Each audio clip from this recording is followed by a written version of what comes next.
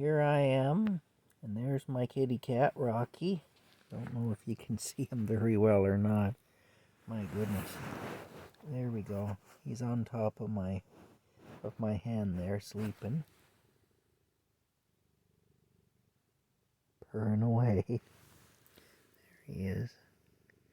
Anyway, I did promise that I would tell the stories about Rupinder and Bruce, my two roommates, in the Clark Institute of Psychology when I was psychiatry or whatever, when I was 8 years old.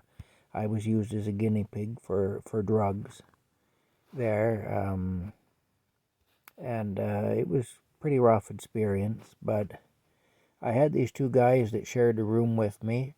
Bruce was a 20-year-old man, and Rupinder was a 15-year-old teenager.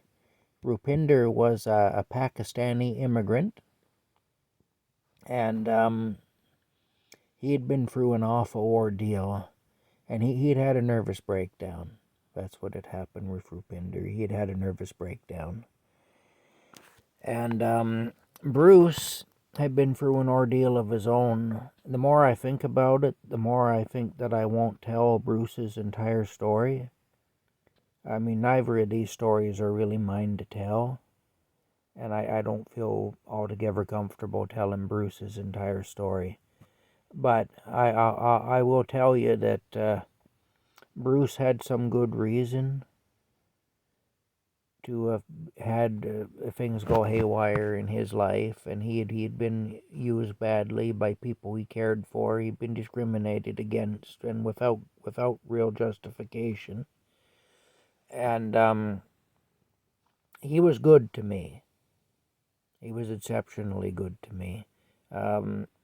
He was allowed to go out. He was allowed to, to go outside of the hospital and whatnot. And I remember he used to often bring me back a chocolate bar or something like that whenever he went out. Just the fact that the guy would think enough of me to do that, that still means an awful lot to me, that this person who was going through what he was going through would think enough of me to do that. Anyway, and Rupinder, as I said, was a Pakistani immigrant. His parents and he had come here from Pakistan. I met his parents a few times. They were really nice people. And they were really wonderful people. And, of course, they were heartbroken over what had happened to their son, as any parent would be, just because people are from a different country and from a different culture.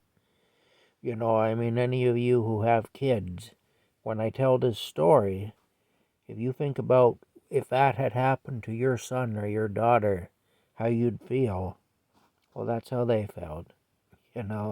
That was their son this happened to, and it was just as tough for them as it would be for anyone. Just because you're from a different culture doesn't mean you're not human. Anyway, there's Rocky. He's lifted his pretty head up there. Poor little guy's half asleep. But anyway, it's like this. They came to Canada. They settled in Ottawa, Ontario, which was actually not too far away from my hometown of Perth, Ontario.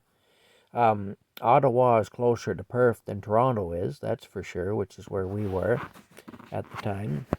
And anyway, in the 1970s in Canada, the culture was different.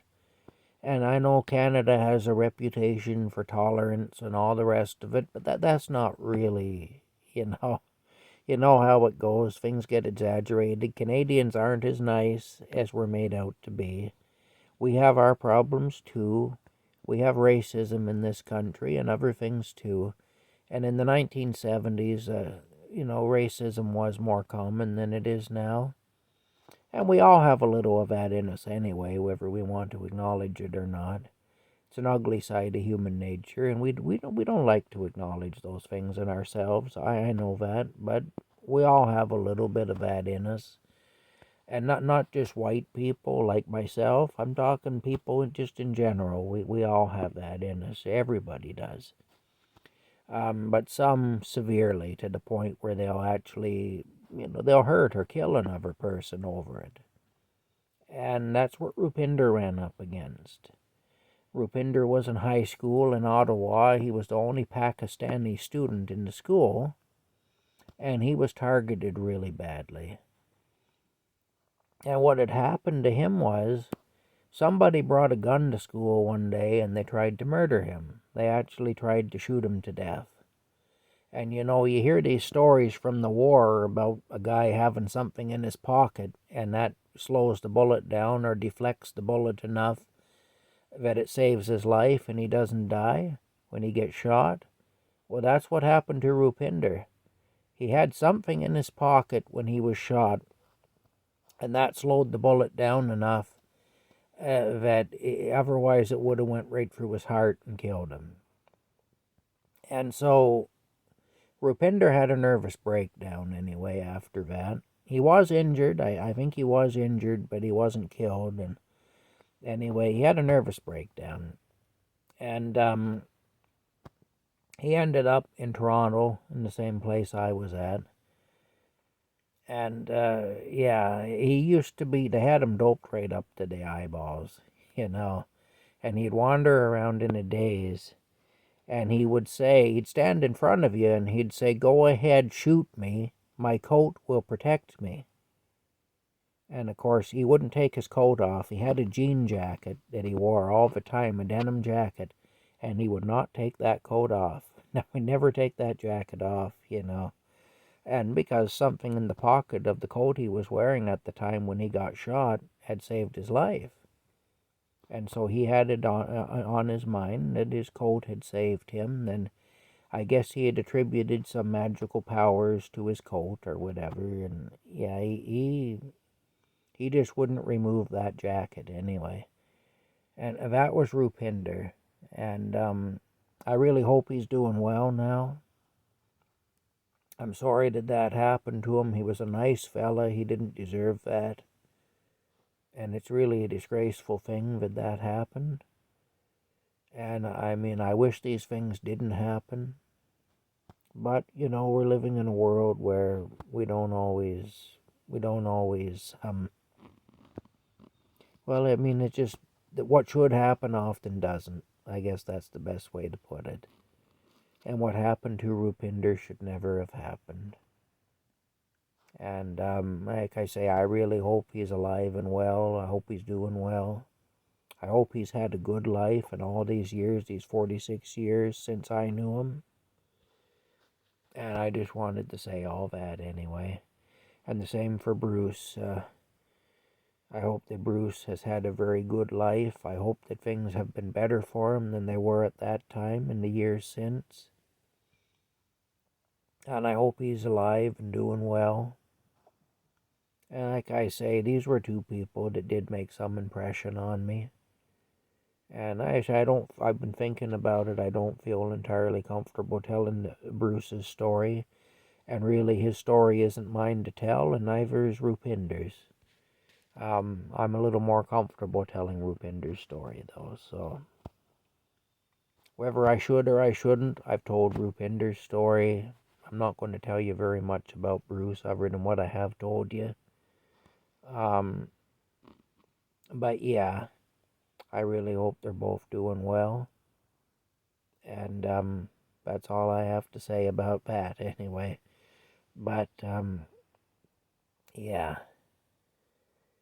Anyway, me and Rocky, we're getting ready to go to bed. I've got my hot water bottle thing that I do in the bed with me here, my hot water bottle packs. If you wonder what that's about, I've talked about it in other videos, and I've showed how I do it too and stuff, so you can refer back to them if you want to know, but it works really well. And I have managed to put a metal plate into one of my windows that I'll eventually run my stovepipe out through. And yeah, I'm going to do that. And we'll just see how things go anyway. I do have to get my wood stove in here. It's getting colder by the day. You can really feel it. Winter is coming. We're into October now. We're into late October. Winter is definitely coming. You can really feel it. And my color isn't all that good, I see on here. I haven't been well lately. And one of the reasons I'm making these videos is that reason. And, you know, these are all things that I want to tell while I can tell them. And I want to give credit to people I think deserve credit. And I want to just trash people I think deserve to be trashed. Well, no, I'm not going to do that. I'm just fooling about that. There are a few people I think deserve to be trashed, but that's wrong of me, and I'm not going to do that. Again, that's human nature, you know, which we need to overcome. So I'm going to make an effort to overcome it and not trash anybody. But I just felt kind of a naughty need to say that anyway, just to see if I could get a rise out of some people. I'm sure some people would hear that and say, boy, that's not very nice of him. And they'd be right if I were doing that. And I'm not going to do that, though. Even when I say things that aren't particularly flattering about people, which I'm trying not to do on here, I always like to balance it by saying that, you know, it's human nature and we're all a little like that. And, you know, none of us is perfect, including me. I'm about as imperfect a person as you ever meet. So, you know, Jesus, he said, take the log out of your eye.